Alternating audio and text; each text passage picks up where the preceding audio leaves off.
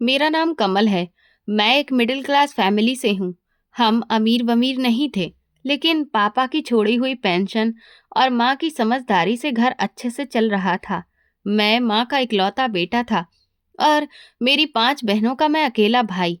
हमारे खानदान में न जाने क्यों लड़कियां ही ज्यादा थीं। घर में मैं ही एक मर्द था, इसलिए जिम्मेदारियां भी मेरे ऊपर ज्यादा थीं और शायद सबका लाड़ भी। जैसे ही मेरी पढ़ाई पूरी हुई, किस्मत से मुझे एक मल्टीनेशनल कंपनी में अच्छी नौकरी मिल गई। जिस दिन जॉब का लेटर आया, घर में जैसे त्योहार सा माहौल हो गया। मेरी 5 बहनें खुशी से नाचने लगीं और माँ ने सिर झुकाकर भगवान का धन्यवाद किया। माँ ने आंसू पोंछते हुए मेरा हाथ चूमा। मेरे बेटे की नौकरी लग गई। अब मेरी सारी परेशानियां खत्म। माँ, अभी तो नौकरी मिली है, इतनी जल्दी सब परेशानियां कैसे खत्म? मैंने हंसकर कहा। अरे हो गई बस। माँ बोली, अब मेरा अगला सपना पूरा करने का वक्त आ गया है। मैंने टाई ढीली करते हुए पूछा, कौन सा सपना माँ? तेरी शादी का। अब मैं इस घर में बहू लाऊंगी। अभी अभी नौकरी की आजादी महसूस कर रहा था। इस घोषणा ने मुझे वहीं रोक दिया। माँ, इतनी भी जल्दी क्या है? जिंदगी शुरू ही हुई है, थोड़ा सांस लेने दो। सांस लेने से किसने रोका है? माँ तुरंत चिड़चिड़ी हो गई। देख कमल, मैं तेरी माँ हूँ, तेरी 5 बहनें हैं। घर में बहू आएगी तो मेरा हाथ बटेगा। कब तक मैं अकेली सब करूं? माँ, मैं अभी शादी नहीं करना चाहता, मैंने साफ साफ कहा। थोड़ा टाइम दो। ओ भगवान, ये क्या कह रहा है? माँ ने नाटकीय अंदाज में छाती पर हाथ रखा। इकलौता बेटा है मेरा, तेरे बच्चों का चेहरा देखे बिना मैं मर जाऊं? नहीं, मैंने कह दिया सो कह दिया। इसी महीने तेरी शादी पक्की करूंगी। मैं जानता था माँ से बहस बेकार है, वो एक बार ठान लेती तो मानती नहीं थी। मैं चुपचाप अपने कमरे में चला गया, लेकिन मुझे पता था कि तूफान थमने वाला नहीं। अगले दिन जब मैं ऑफिस से थका हारा लौटा, तो माँ मेरे कमरे में चाय लेकर आ गई। कमल बेटा, मेरी बात सुन। जी माँ। मैंने लैपटॉप बंद किया। मैंने तेरे लिए लड़की देख ली है। मेरा दिल धक से रह गया। माँ, कल ही तो बात हुई थी। अरे कोई अनजान थोड़ी है। माँ मुस्कुराई। अपनी राधा है। राधा नाम सुनकर मैं एक पल को रुक गया। मेरी माँ की सहेली रत्ना आंटी कुछ साल पहले गुजर चुकी थी। उनकी एक ही बेटी थी, राधा। आंटी के बाद वो अपने बाप यानी मोहन अंकल के साथ ही रहती थी, लेकिन कुछ हफ्ते पहले ही अंकल का भी अचानक निधन हो गया था। माँ ने मेरी चुप्पी समझ ली और नरम होकर बोली, देख बेटा, मेरी सहेली तो चली गई, अब उसका पति भी नहीं रहा। बच्ची बिल्कुल अकेली हो गई है, दुनिया में उसका कोई नहीं। मैं चाहती हूँ वो बहू बनकर हमारे घर आ जाए। आखिर मेरी सहेली की आखिरी निशानी है। माँ ने मेरी सबसे कमजोर जगह पर हाथ रख दिया था। मैं उन्हें कभी मना नहीं कर सकता था, खासकर ऐसा मामला हो तो। माँ, लेकिन लेकिन वेकिन कुछ नहीं। उन्होंने फैसला सुना दिया। राधा में कोई कमी नहीं, बहुत समझदार, सुगढ़ और खूबसूरत लड़की है, पढ़ी लिखी भी है, तेरे साथ बहुत अच्छी लगेगी। मैंने आंखें बंद कर ली। मुझे याद आया जब मैंने उसे अंकल की चिता वाले दिन देखा था। उसकी आंखों में दर्द था, अकेलेपन का। वह हमेशा शांत, कम बोलने वाली और समझदार थी। मैंने गहरी सांस ली। ठीक है माँ, जैसा आप कहें। आपकी खुशी में ही मेरी खुशी है। मेरी बात सुनकर माँ का चेहरा खिल उठा। जीता रहे मेरे लाल। उन्होंने मेरा माथा चूम लिया। कुछ ही दिनों में मेरा और राधा का रिश्ता पक्का हो गया। शादी बेहद सादगी से हुई, लेकिन खुशी खूब थी। माँ की खुशी देखने लायक थी। वो अपनी मनपसंद लड़की को बहू बनाकर घर लाकर फूली नहीं समा रही थी। मैंने कभी शादी को इतनी अहमियत नहीं दी थी, लेकिन जब राधा सुर्ख दुल्हन के लहंगे में मेरे नाम में बंधकर मेरे पास बैठी, दिल में एक अजीब सा अच्छा एहसास हुआ। रात को जब मैं कमरे में गया, वो घूंघट डाले बिस्तर पर बैठी थी। उसके हाथ हल्के से कांप रहे थे। एक अनाथ लड़की उस पल अपने माँ बाप को याद कर रही होगी। मैं धीरे से उसके पास बैठा और उसका हाथ थामा। राधा। वो तुरंत घूंघट उठा बैठी। उसकी आंखें नम थीं। मुझे डर नहीं लग रहा कमल। उसकी आवाज भर आई। मुझे विश्वास ही नहीं हो रहा। किस बात का? कि भगवान ने मेरी दिल की इच्छा पूरी कर दी। उसने नजरें झुका ली। मैं आपको हमेशा से पसंद करती थी, जब मम्मी जिंदा थी और हम आपके घर आते थे। मैंने कभी सोचा भी नहीं था कि आप ही मेरे भाग्य में होंगे। मैं दंग रह गया। मैंने तो उसे हमेशा एक दोस्त के जैसे, एक रिश्तेदार की तरह ही देखा था। मुझे तो पता ही नहीं था कि उसके मन में मेरे लिए ऐसे भाव थे। राधा, तुमने बताया क्यों नहीं? कैसे बताती? उसने मासूमियत से कहा। मेरी इतनी हिम्मत कहाँ थी? मैं तो बस भगवान से दुआ करती थी। उसकी सच्चाई ने मुझे एक पल में जीत लिया। मैं जिस शादी के लिए सिर्फ माँ की जिद पर तैयार हुआ था, उसी शादी पर मुझे पहली बार लगा कि शायद ये फैसला गलत नहीं था। सच में वो मोहब्बत करने लायक लड़की थी और अब तुम मेरी पत्नी हो। मैंने उसके आंसू पोंछते हुए कहा। सिर्फ शादी के रिश्ते से नहीं, दिल से भी। उस रात मैंने भी उसे अपनी मोहब्बत जताई, जो शायद उसके प्यार जताने के बाद ही मेरे अंदर जागी थी। अगले दिन माँ ने मुझे आवाज लगाकर कहा, कमल, बहू को कहीं घुमा लाओ, उसका भी हक बनता है। मैं माँ की बात मानकर राधा को बाहर ले गया। हम घूमे, बाजार में फिरते रहे, बाहर खाना खाया। मैंने पहली बार राधा को खुलकर हंसते देखा। वो सच में बहुत खुश थी। गाड़ी में बैठते हुए उसने मेरा हाथ पकड़ लिया। कमल, मेरी जिंदगी में जो कमी थी, अब वो पूरी हो गई है। आपको पाकर लगता है कि अब कुछ भी अधूरा नहीं। उसकी बातें दिल को छू जाती थीं। मैं भी उसके साथ सच में बहुत सुकून महसूस करता था। उसकी छोटी छोटी आदतें, मेरी हर जरूरत का ध्यान रखना, माँ की सेवा करना, उसने आते ही घर का माहौल बदल दिया था। लगता था जैसे घर घर नहीं, मंदिर जैसा शांत हो गया हो, जिंदगी जैसे मुकम्मल हो गई हो। लेकिन उसकी खुशियों के साथ एक अजीब सा डर भी था। वह अक्सर मुझसे एक ही सवाल पूछती, आप मुझे कभी छोड़ोगे तो नहीं? पहली बार उसने पूछा तो मैं हंस पड़ा। पागल हो क्या? जिससे प्यार किया जाता है उसे छोड़ते थोड़ी हैं। तुम्हें अपनाया है तो निभाने के लिए, छोड़ने के लिए नहीं। वो मेरी बात सुनकर मान जाती, लेकिन कुछ दिन बाद वही सवाल दोबारा। कमल, पक्का बोलो, हालात जैसे भी हो, आप मुझे कभी नहीं छोड़ेंगे? अब मुझे थोड़ा गुस्सा आने लगा। राधा, ये कैसी बातें करती रहती हो? आखिर किस बात का डर है तुम्हें? वो बस हल्का सा मुस्कुराकर कहती, बस डर लगता है कि ये खुशियां कहीं कुछ दिन की ना हो। लेकिन जब वो मेरी पसंद का खाना बनाकर सामने रखती या मेरे सिर में तेल लगाकर मालिश करती, उसकी नरमी मेरे सारे गुस्से को घुला देती। वक्त तेजी से बीतता रहा। हमारी शादी को 1 साल पूरा हो गया। ये साल एक सपने जैसा था। माँ भी बहुत खुश थी। राधा ने उनका दिल पूरी तरह जीत लिया था। लेकिन अब एक परेशानी धीरे धीरे हमारे बीच जगह बनाने लगी थी। 1 साल हो चुका था, लेकिन अभी तक हमारे यहाँ बच्चा नहीं हुआ था। एक रात राधा ने मेरे सीने पर सिर रखते हुए धीमे से कहा, कमल, शादी को 1 साल हो गया है। मैं समझ गया कि वो क्या कहना चाह रही है। तो क्या हुआ? ऊपर वाला सब देख रहा है। सही समय आने पर मिलेगा। लेकिन उसकी आवाज में उदासी थी। बच्चे के बिना घर अधूरा लगता है ना? मैंने उसे गले लगा लिया। राधा, फिक्र मत करो, सही समय पर सब मिलेगा। वो चुप हो गई, लेकिन मैं समझ गया कि उसके दिल में एक ख्वाहिश थी जो हर शादीशुदा औरत की होती है, माँ बनने की। फिर वक्त 2 साल में बदल गया। अब मोहल्ले की औरतें ताने देने लगीं। एक दिन पड़ोसन अर्चना जी आईं और पान चबाते हुए बोली, अरे भाभी, शादी को इतना टाइम हो गया, बहू ने अभी तक कोई खुशखबरी नहीं दी। माँ ने मजबूर मुस्कान के साथ कहा, हो जाएगी, भगवान के काम में देर है अंधेर नहीं। दूसरी औरत बोली, देर सवेर ठीक है, पर इलाज विलाज भी करवाओ। इकलौता बेटा है तुम्हारा कमल। ये इकलौता बेटा वाला ताना माँ के दिल पर तीर की तरह लगता था। औरतें जाते ही माँ की सारी झुंझलाहट राधा पर निकलती। सुना तुमने? लोग बातें बनाने लगे हैं। मेरा इकलौता बेटा है और अभी तक कोई बच्चा नहीं। मैं कब तक इंतजार करूं? राधा की आंखें नम हो जाती। माँ, ये सब भगवान के हाथ में होता है। हाँ, भगवान के हाथ में है, लेकिन कोशिश भी तो करनी चाहिए। माँ नाराज होकर कहती, किसी डॉक्टर को दिखाओ, बाबा को दिखाओ, दबा लो। हाथ पर हाथ धरे बैठने से क्या होगा? अब राधा अंदर ही अंदर टूटने लगी थी। मैं काम से घर आता तो वो इंतजार में बैठी मिलती, आंखें भरी हुई। कमल, माँ रोज बच्चे के बारे में पूछती हैं। आज मोहल्ले वाली भी आई थी, सब यही बोलती हैं। मैं उसे शांत कराता, लोगों की बातों को दिल पर मत लो। लेकिन वो डरी हुई थी। माँ भी परेशान है, और सच कहूं तो अब मुझे भी डर लगने लगा है। कमल, हम डॉक्टर को दिखा लेते हैं। मैंने हामी भर दी। ठीक है, कल ही चलते हैं। अगले दिन मैं छुट्टी लेकर उसे डॉक्टर रूही के क्लिनिक ले गया। क्लिनिक मरीजों से भरा था। हमारा नंबर आया तो डॉक्टर रूही ने ध्यान से बात सुनी।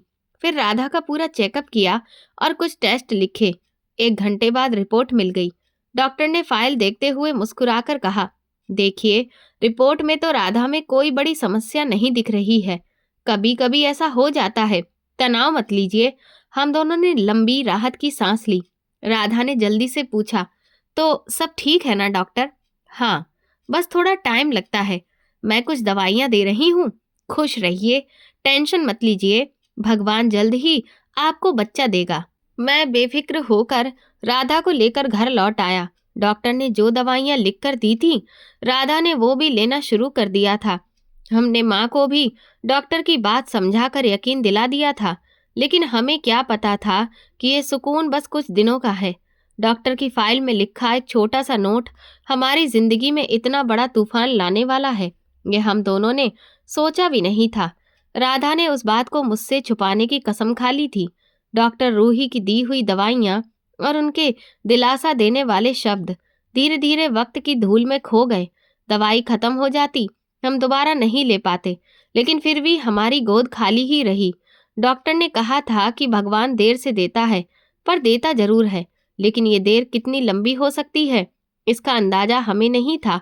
इसी तरह हमारी शादी को 3 साल गुजर गए। ये 3 साल राधा ने कैसे निकाले, ये वही जानती थी। माँ जो उसे बेटी और बहू दोनों मानकर रखती थी, अब उनके बोल में कड़वाहट उतर चुकी थी। माँ जी चाय ले आई। राधा शाम को चाय का कप रखते हुए बोली। माँ ने कप को देखे बिना मुंह फेर लिया। नहीं पीनी मुझे चाय। क्यों माँ जी, तबीयत तो ठीक है? राधा ने घबराकर पूछा। मेरी तबीयत को क्या होना है? इस घर की तबीयत खराब हो गई है। सूनापन खाए जा रहा है इस घर को। राधा का हाथ कांप गया। वो बिना कुछ बोले कप उठाकर किचन जाने लगी। सुनो, माँ ने उसे पुकारा। कमल आए तो कहना मुझसे मिले। जी माँ जी, राधा धीरे से बोली। मुझे भी न जाने क्यों राधा से एक अजीब सी झुंझलाहट होने लगी थी। ऐसा लगता था जैसे वो कभी मुझे बच्चा नहीं दे पाएगी। घर आता तो माँ की चिड़चिड़ाहट और राधा की सहमी हुई शक्ल मेरा स्वागत करती। जो घर कभी स्वर्ग जैसा लगता था, धीरे धीरे नरक बनता जा रहा था। जब मैं घर पहुंचा, माँ मेरा इंतजार कर रही थी। कमल आ गए, बैठो यहाँ। मैं समझ गया आज फिर कोई बड़ा मसला उठेगा। कमल, तुम उस डॉक्टर रूही के पास दोबारा गए थे? हाँ माँ, बताया तो था। वो कह रही थी सब ठीक है, बस समय लगेगा। बकवास, उसे तो पैसे कमाने हैं। 3 साल हो गए हैं। अगर सब ठीक होता तो अब तक बच्चा हमारी गोद में होता। माँ, आप क्यों इतना परेशान होती हैं? भगवान देगा। भगवान तब देता है जब देने वाली को क्षमता हो। माँ का निशाना साफ राधा पर था। मुझे तो नहीं लगता राधा से तुम्हें बच्चा होगा। माँ, आप ये क्या बोल रही हैं? मैं सच बोल रही हूँ। तुम मेरे इकलौते बेटे हो। मैं अपनी वंश वेल को ऐसे खत्म होते नहीं देख सकती। तुम्हें दूसरी शादी करनी पड़ेगी। दूसरी शादी? हाँ, दूसरी शादी, माँ ने साफ कह दिया। कमरे में गया तो राधा पूजा की थाली लिए दुआ मांग रही थी। क्या हुआ? उसने मेरे चेहरे पर तनाव देखकर पूछा। मैं फट पड़ा। बस रोज वही बच्चा बच्चा। मैं भी थक गया हूँ राधा। क्यों नहीं कुछ हो जाता? क्यों तुम? मैं रुक गया। राधा की आंखें भर आईं। अगर मेरे बस में होता तो मैं आपको कभी इस दुख में नहीं रखती। कमल, ऐसा मत बोलिए। उसकी आवाज टूट गई। वक्त गुजरता गया। 3 साल, 4 साल, फिर 5 साल। घर में बच्चा नहीं आया। माँ की कड़वाहट अब नफरत में बदल चुकी थी। हर दिन का झगड़ा घर का हिस्सा बन चुका था। एक रोज खाने की मेज पर माँ फिर शुरू हो गई। कमल, मैंने फैसला कर लिया है। अब बहुत हो गया। 5 साल हो गए। मैं अपने बेटे का घर ऐसे उजड़ते नहीं देख सकती। तुम्हें दूसरी शादी करनी ही पड़ेगी। मैं लाचार था, लेकिन फिर जब कमरे में जाता और राधा को देखता, मेरा दिल बैठ जाता। वो मेरे माथे पर हाथ रखकर सिर दबाती, मेरे लिए बादाम का तेल गरम करती, हर बात में मेरा साथ देती। इतनी सीधी सादी, नेक दिल और चुपचाप सब सहने वाली लड़की, मैं उसका दिल कैसे तोड़ दूं? लेकिन जब मैं ऑफिस में साथियों के बच्चों की बातें सुनता या मोहल्ले में किसी बच्चे को खेलते देखता, दिल में टीस उठती। मैं खुद को कमजोर पाता और राधा पर ही गुस्सा उतार देता। ये क्या बनाया है? पता है, मुझे ये सब्जी पसंद नहीं। वो सहमे हुए स्वर में कहती। आपकी तबीयत के लिए अच्छी है। मुझे मत बताओ मेरी तबीयत के लिए क्या अच्छा है। और वो चुपचाप आंसू पी जाती। वो समझती थी कि ये गुस्सा उस पर नहीं है, ये मेरी अधूरी चाहत बोल रही है। एक दिन मैं अपने दोस्त के घर गया। उसका छोटा सा बेटा भागता हुआ आया और मुझसे लिपट गया। कमल अंकल। उसकी मासूमियत मेरे दिल को चीर गई। मेरे मन में फिर वही ख्वाहिश जाग उठी, काश मेरा भी बच्चा होता। अंत में मैंने माँ के कहने पर दूसरी शादी करने का फैसला कर लिया। उस रात कमरे में गया तो राधा कपड़े तय कर रही थी। मैंने भारी आवाज में कहा, राधा, मैं दूसरी शादी करना चाहता हूँ। उसके हाथ से कपड़े गिर पड़े। वो ठगी सी मुझे देखने लगी। सिर्फ बच्चा पाने के लिए मैंने सफाई देने की कोशिश की। उसके चेहरे पर जो दर्द था, मैंने पहली बार देखा कि उसकी आत्मा टूट गई। मेरी ये बात सुनकर राधा की आंखों में आंसू भर आए। वो एक लफ्ज भी नहीं बोली। उसने मुझसे कोई सवाल नहीं किया, बस चुपचाप उठी और कमरा छोड़कर बाहर बरामदे में चली गई। न जाने क्यों उसकी उस खामोशी में जो तूफान था, उसे देखकर मुझे एक पल के लिए अपनी जिद पर भी पछतावा होने लगा था। राधा के कमरे से निकलते ही मैं बिस्तर पर बैठ गया। मेरे अंदर भारी कशमकश चल रही थी। एक तरफ मेरा जमीर मुझे ताना दे रहा था कि मैं उस सीधी सादी लड़की के साथ क्या करने जा रहा हूँ, जिसने मुझसे सच्चे दिल से प्यार किया था। लेकिन फिर मैंने सोचा, जब बच्चा नहीं हो रहा है तो मैं दूसरी शादी कर सकता हूँ। और मैं कोई गलत काम नहीं कर रहा। मैं तो बस अपनी औलाद के लिए दूसरी शादी करना चाहता हूँ, अपना वंश आगे बढ़ाने के लिए। अगर मैं शादी कर लूंगा तो क्या फर्क पड़ता है? बीवी है, 2-4 दिन नाराज रहेगी, फिर खुद ही ठीक हो जाएगी। और फिर मेरे मन में वो खराब सोच आई, कहाँ जाएगी ये? मैंने खुद से कहा, इसके आगे पीछे कौन है? पिता पहले ही गुजर चुका, माँ बचपन में ही मर गई। इसके पास कौन है मेरा घर छोड़कर जाने को? शायद इसीलिए ये ख्याल बार बार आता था, क्योंकि मुझे अंदर ही अंदर डर था कि कहीं राधा मुझे छोड़कर चली न जाए। और ये सोच मुझे एक झूठी तसल्ली दे देती थी। काफी देर बाद दरवाजा खुला। राधा वापस कमरे में आई। शायद बाहर बरामदे में देर तक रोती रही थी। उसकी आंखें सुर्ख थीं, जैसे उनमें खून उतर आया हो। वो सीधे मेरे पास आई और मेरे पैर के पास बैठ गई। ये आप क्या कर रहे हो कमल? उसने मेरे हाथ पकड़कर अपने भीगे चेहरे पर रख लिए। भगवान के लिए मेरे सिर पर सौतन मत लाना, मैं सच में मर जाऊंगी। उसका हाथ, उसका रोना एक पल को मेरे इरादे को हिला रहा था। मैं आपकी हर बात मानूंगी, वो सिसकते हुए बोली। आप जैसा कहोगे वैसा करूंगी। आपकी और माँ जी की सेवा में कोई कमी नहीं छोड़ूंगी। बस ये मत करो मेरे साथ, ये दूसरा दुख मत दो। उसकी विनती देखकर मुझ पर तरस आने की जगह गुस्सा आ गया। मैंने झटके से हाथ छुड़ा लिए। सिर्फ बातें मानने से सब ठीक नहीं हो जाएगा राधा, मैं गुस्से में बोला। तुम मुझे बच्चा नहीं दे सकती। 5 साल हो गए शादी को। जिनकी मेरे साथ शादी हुई थी उनके बच्चे स्कूल जाने लगे, और तुम अभी भी बस रोने धोने में लगी हो। कमल, उसने रोते हुए मेरी तरफ देखा। नहीं, मैं चीखा, मैं दूसरी शादी करूंगा, ये मेरा हक है।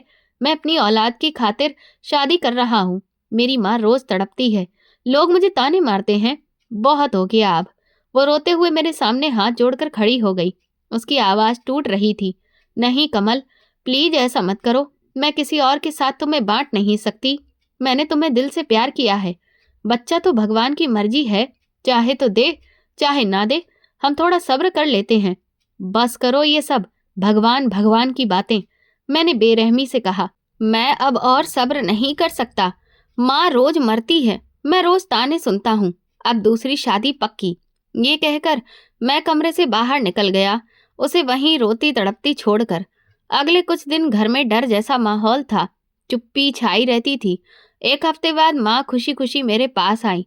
मुबारक हो कमल, तेरे लिए बहुत अच्छी लड़की मिल गई है। मेरा दिल धड़क गया। कौन माँ? हमारे दूर के रिश्तेदार हैं, अनुज साहब। ज्यादा अमीर तो नहीं, पर लोग बहुत अच्छे हैं। उनकी बेटी सीमा देखने में सुंदर, सलीकेदार और बिल्कुल कुंवारी। उन्हें राधा के बारे में सब पता है। मैंने संकोच से पूछा। हाँ हाँ, माँ ने लापरवाही से कहा। सब बता दिया कि तेरी शादी हो चुकी है, बच्चा नहीं है, और तू सिर्फ वंश के लिए दूसरी शादी करना चाहता है। वो लोग राजी हैं। भला तुझ जैसा जमाई उन्हें कहाँ मिलता। मैं खुश था कि कुंवारी लड़की से शादी कर रहा हूँ। मेरा मर्दाना अहंकार संतुष्ट हो रहा था। अगले महीने की 15 तारीख फाइनल कर दी है, माँ ने बताया। अब तैयारी शुरू कर। ये शब्द राधा ने भी सुन लिए। वह हमारे लिए चाय लाकर रख रही थी। एकदम से उसके हाथ कांपे, ट्रे उसके हाथ से गिर गई और वो खुद भी बेहोश होकर नीचे गिर पड़ी। मैं दौड़कर उसे उठाकर बिस्तर पर लिटाया। उसका चेहरा बिल्कुल सफेद हो चुका था, सांसें कमजोर थी। पानी लाओ, मैं चिल्लाया। माँ वहीं खड़ी रहकर बोली, कोई जरूरत नहीं, ये ड्रामा कर रही है। जैसे ही दूसरी शादी की बात सुनी, बेहोश होने का नाटक शुरू। माँ भगवान से डरिए, मैंने गुस्से से कहा और दौड़कर खुद पानी लाया। मैंने उसके चेहरे पर पानी के छींटे मारे और उसे संभालने लगा। कुछ देर बाद राधा ने आंखें खोली। उसने पहले मुझे देखा, फिर अम्मा को, और फिर उसकी नजरें छत पर कहीं टिक गईं। उसने एक भी शब्द नहीं कहा, बस चुपचाप उठी और दूसरे कमरे में चली गई। उस दिन के बाद राधा जैसे अंदर से मर ही गई थी। वो घर में चलती फिरती थी, काम करती थी, सांस लेती थी, लेकिन जीना खत्म कर दिया था उसने। जैसे एक साया हो, जिसकी ना कोई जज्बात हो, ना आवाज, ना कोई ख्वाहिश। अम्मा मेरी शादी की तैयारियों में डूबी हुई थी और मैं अपनी आने वाली खुशियों के सपने देख रहा था। कई बार रात में मेरी आंख खुलती तो राधा मुझे भगवान के सामने बैठे रोती हुई दिखाई देती। मेरा दिल फट जाता, लेकिन मैं फिर भी कुछ नहीं कर पाता। अंदर से पता था कि मैं उसके साथ जाती कर रहा हूँ, लेकिन औलाद की चाह, अम्मा के ताने और खुद का अधूरापन, इन सब ने मेरे अंदर की आवाज को दबा दिया था। मैंने खुद को शादी की तैयारियों में इतना उलझा लिया कि राधा की मौजूदगी को पूरी तरह नजरअंदाज ही कर दिया। शादी का जोड़ा, मेहमानों की लिस्ट, घर का सामान, सजावट, सब में खो गया। फोन पर सीमा से बातें करता रहता और वो मुझसे अपने सपने शेयर करती रहती। मुझे लगता था बस अब मेरी जिंदगी वहीं से शुरू होगी। शादी में सिर्फ 2 दिन बचे थे। मेहमान आने शुरू हो चुके थे। अम्मा ने राधा को भी साफ कह दिया था कि तैयारी में हाथ बटाए, नहीं तो लोग बातें करेंगे। उसी शाम जब घर में मेहंदी की रस्म का शोर था, राधा चुपके से बाहर निकल गई। वो सीधे डॉक्टर रूही के क्लिनिक पहुंची। क्लिनिक बंद हो रहा था, लेकिन राधा ने नर्स से इतनी गुहार लगाई कि ठीक उसी वक्त बाहर निकलती डॉक्टर रूही उसे देखकर रुक गई। राधा, इस वक्त? डॉक्टर ने हैरानी से पूछा। राधा का हाल बेहाल था, आंखें सूजी हुई, चेहरे पर थकान, बाल बिखरे हुए। डॉक्टर, मेरी जिंदगी बर्बाद हो रही है। अंदर आते ही वो जोर जोर से रो पड़ी। कमल परसों दूसरी शादी कर रहा है। डॉक्टर रूही ने उसे बिठाया और पानी का गिलास थमाया। राधा, मैंने पहले ही कहा था, इस सच के साथ रहना आसान नहीं होगा। मेरे पास अब बस आप ही हैं। राधा ने डॉक्टर का हाथ पकड़ लिया। आप कमल को सच बता दीजिए, प्लीज। उन्हें बता दीजिए कि मैं बांझ नहीं हूँ। डॉक्टर रूही ने गहरी सांस भरी। और ये भी बता दूं कि वो खुद बाप नहीं बन सकता। राधा और जोर से रोने लगी। तुमने मुझसे कसम ली थी, डॉक्टर ने नरमी से याद दिलाया। तुमने खुद कहा था कि ये बात हम दोनों के बीच रहेगी। राधा ने आंसू पोंछे। उस वक्त मुझे लगा था कि मैं कमल को टूटने से बचा रही हूँ। उसे अपनी मर्दांगी पर बहुत घमंड है। जब मैंने पहली बार उसकी रिपोर्ट पूछी और आपने बताया कि वो कभी पिता नहीं बन सकता, तो मुझे लगा कि ये सच वो सह नहीं पाएगा। वो जिंदा होते हुए भी मर जाएगा। और तुमने अपनी पूरी जिंदगी दांव पर लगा दी। डॉक्टर रूही ने अफसोस से कहा। तुमने कहा था कि मैं रिपोर्ट छुपा लूं और बस इतना बोल दूं कि भगवान की तरफ से देर है। तुमने 5 साल तक ये बोझ अकेले उठाया। मुझे लगा था वक्त के साथ सब ठीक हो जाएगा। राधा ने कांपती आवाज में कहा। मैंने उसे वैद्यों और हकीमों के पास जाने को राजी किया, खुद दवाइयां खाती रही ताकि उसे शक न हो। लेकिन अब वो दूसरी शादी कर रहा है। वो उस मासूम लड़की सीमा की जिंदगी भी बर्बाद कर देगा। राधा, मैं तुम्हारी दी हुई कसम से बंधी हूँ। डॉक्टर ने मजबूरी में कहा। तुम्हारी अनुमति के बिना मैं ये राज नहीं खोल सकती। अब फैसला तुम्हें करना है। राधा ने अचानक सिर उठाया। उसकी आंखों में अब आंसुओं की जगह अजीब सी हिम्मत थी। वो मेरी बात पर यकीन नहीं करेगा तो आपकी रिपोर्ट पर क्या करेगा? वो उठ खड़ी हुई। मेरा यहाँ आना बेकार था। राधा, रुको तो, डॉक्टर ने पुकारा, लेकिन राधा जा चुकी थी। उस रात जब मैं, कमल, मेहंदी से थका हारा घर लौटा तो राधा वहां खड़ी मेरा इंतजार कर रही थी। वो बहुत ही शांत दिख रही थी। आप सच में ये शादी कर रहे हैं? उसने ठंडे लहजे में पूछा। उसके पूछने का तरीका मुझे बहुत बुरा लगा। हाँ, कर रहा हूँ। बहुत जल्द मेरी बारात जाएगी। तुम्हें कोई दिक्कत है? वैसे भी अब तुम्हारी राय की कोई कीमत नहीं। नहीं, उसने सिर हिलाया। मुझे कोई दिक्कत नहीं है। उसका इतना शांत रहना मुझे चुभ गया। कमल, उसने मेरी आंखों में देखते हुए कहा, आपने औलाद के लिए मुझे छोड़ने का फैसला किया, लेकिन एक सेकंड के लिए भी सोचा कि कमी आप में भी तो हो सकती है? ये सुनकर मेरे अंदर आग लग गई। ये बकवास बंद करो राधा, मैं चिल्लाया। हिम्मत कैसे हुई तुम्हारी? मुझ में क्या कमी होगी? मैं पूरा मर्द हूं, बस यही तो समस्या है। वो कड़वी मुस्कान के साथ बोली। आप खुद को पूरा मर्द समझते हैं। वो मुड़ी और दरवाजे की ओर चलते हुए बोली, एक बात याद रखिएगा, परसों का दिन आपकी जिंदगी का सबसे यादगार दिन होगा, मैं वादा करती हूँ। वो कमरे से निकल गई और मैं उसके अजीब से कॉन्फिडेंस पर एक पल के लिए रुक गया। फिर खुद को दिलासा दे दिया कि जलन में ऐसा बोल रही होगी। उस दिन के बाद राधा ने खुद को कमरे तक सीमित कर लिया था। वो मुझसे बात नहीं करती थी, बस एक जिंदा लाश की तरह घर के काम करती रहती थी। अब उसकी खामोशी मुझे पहले से ज्यादा चुभने लगी थी, लेकिन मैंने अपना दिल सख्त कर लिया था। शादी का दिन आ गया। घर में रौनक थी। मेरी बहनें आ गई थीं। हंसी मजाक तैयारियां सब कुछ चल रहा था। सीमा के घर से भी रस्में आ रही थीं। राधा इनमें से किसी चीज में शामिल नहीं थी। वो बस अपने कमरे में बंद रहती या किचन में चुपचाप काम करती। मेरी बड़ी बहन ने मुझे एक तरफ ले जाकर पूछा, राधा ठीक तो है? किसी से बात ही नहीं कर रही। मैंने बात टालते हुए कहा, बस थोड़ी उदास है। दूसरी शादी है ना? बहन बोली, हाँ, मुश्किल तो है उसके लिए, बेचारी, भगवान हिम्मत दे उसे। इन बातों ने मुझे और बेचैन कर दिया। आखिर गुरुवार आ ही गया। मेरी शादी सीमा के घर पर होनी थी और शाम को रिसेप्शन। मैं शेरवानी पहनकर तैयार हुआ। आईने में खुद को देखा। दूल्हा तो लग रहा था, मगर आंखों में खुशी कम डर ज्यादा था। जब कमरे से निकला तो राधा वहीं लॉन्ज में खड़ी थी, पुराने से सूट में बिखरे बाल, सूजी हुई आंखें। उसने मुझे ऐसे देखा जैसे वो नजर मैं जिंदगी भर नहीं भूल पाऊंगा। तुम चलोगी नहीं मेरे साथ? उसने सिर हिलाकर ना कहा। मैं यहीं आपका इंतजार करूंगी। राधा देखो, जाइए, आपकी दुल्हन इंतजार कर रही होगी। उसके लहजे की चुभन इतनी गहरी थी कि मैं कुछ और बोल ही नहीं पाया।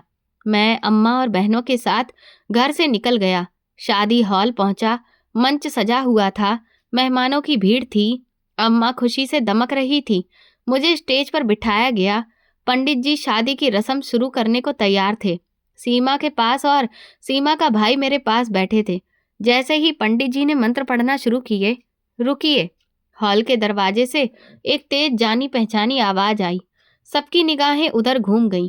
वो राधा थी, उसी पुराने सूट में, बाल बिखरे हुए, आंखें सूजी हुई, मगर कदम बिल्कुल मजबूत। वो सीधी मेरी तरफ बढ़ रही थी।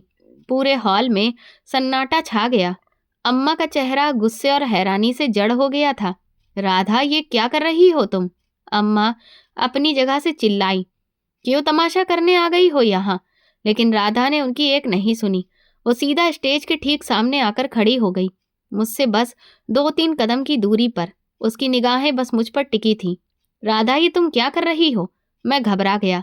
दिल धड़कने लगा। घर जाओ, हम बाद में। नहीं, राधा ने मेरी बात काट दी। उसकी आवाज में ऐसा जोश था कि पूरा मैरिज हॉल गूंज उठा। अब कोई बात नहीं होगी, बस फैसला होगा। उसने अपने दुपट्टे में से कुछ निकाला। वो नींद की गोलियों की पूरी शीशी थी। या तो मुझे अभी इसी वक्त तलाक दो। उसने शीशी हवा में उठाई। नहीं दिया तो मैं ये सारी गोलियां यही सबके सामने खा लूंगी। पूरा हॉल एकदम हक्का बक्का हो गया। सीमा के घर वाले सन्न रह गए। ये क्या हो रहा है? सीमा के पापा गुस्से से मेरी तरफ बढ़े। ये लड़की कौन है? मैंने शर्म से सिर झुका लिया। मेरी बीवी है। अम्मा का चेहरा पीला पड़ गया। राधा, पागल हो गई हो क्या? शीशी नीचे रखो। मैं स्टेज से नीचे उतरकर उसके पास आया, पर वो डटी रही। पहले तलाक। बिना तलाक मैं एक कदम भी पीछे नहीं हटूंगी। पागल हो गई हो? मैंने उसका हाथ पकड़ने की कोशिश की। तलाक के बाद कहाँ जाओगी? तुम्हारा है ही कौन? मेरी इस बात पर उसने एक पल को मुझे ऐसे देखा जैसे दिल पर छुरा चल गया हो। उसकी आंखों में आंसू नहीं थे, बस एक जलती हुई तड़प थी। मैं जो करूंगी, तुम्हें उससे क्या? वो चिल्लाई। तुम मुझे तलाक दो। मैं भी किसी ऐसे आदमी से शादी करूंगी जिसे बच्चे नहीं, बीवी की मोहब्बत ज्यादा जरूरी लगे। उसकी ये बात मेरे सीने पर ऐसी लगी जैसे किसी ने जोर से पत्थर दे मारा हो। जिसे बच्चे नहीं, बीवी का प्यार चाहिए। मैं पत्थर बनकर उसे देखता रह गया। ये वही राधा थी जो कभी मुझसे आंख तक उठाकर बात नहीं करती थी, मेरी हर बात मान लेती थी, और आज ये लड़की जान देने पर उतर आई थी, सिर्फ इसलिए कि मैं उसे छोड़कर किसी और से शादी न कर लूं।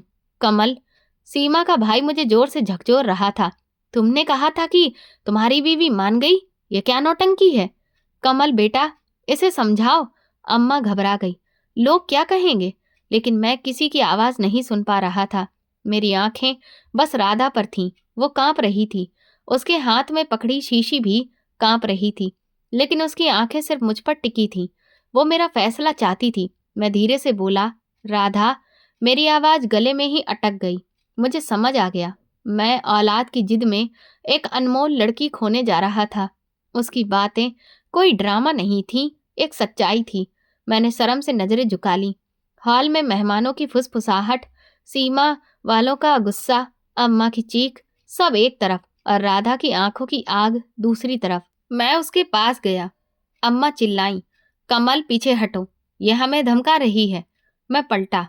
अम्मा ये धमका नहीं रही, ये मुझे मेरी गलती दिखा रही है। मैंने राधा के हाथ पर हाथ रखा। वो झट से रो पड़ी। इतना प्यार करती हो? मैंने आखिर पूछ ही लिया। उसने रोते हुए कहा, जितना तुम्हें चाहा है, जिंदगी में किसी को नहीं चाहा। तुम समझ ही नहीं पाए।